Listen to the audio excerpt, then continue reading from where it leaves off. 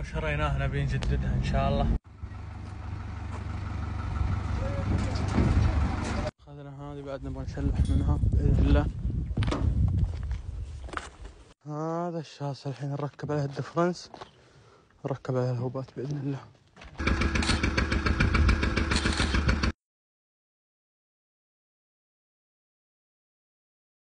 هذا الشاص رشيناه ما شاء الله تبارك الله مضبوط، لكن باقي عليه شوي وترقبوا لك الآخر.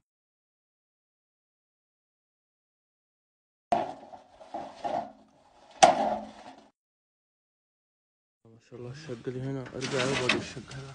وش هذا معلق هنا، كان في عوج هنا ربطها هناك ما شاء الله.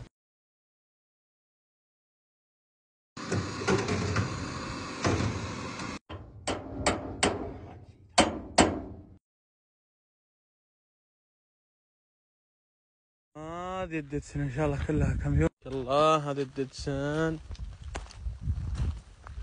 خلاص.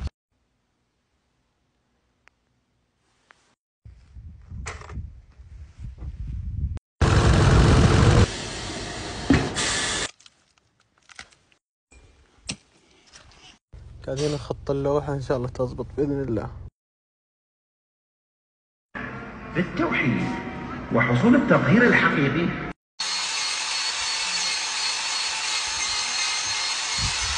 هذا طبعون الديدسن نبغى نجدده ما شاء الله. هذه يجهزها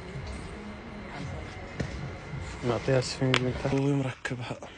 إذا عجبتكم بعطيكم رقم اللي زبطها لي.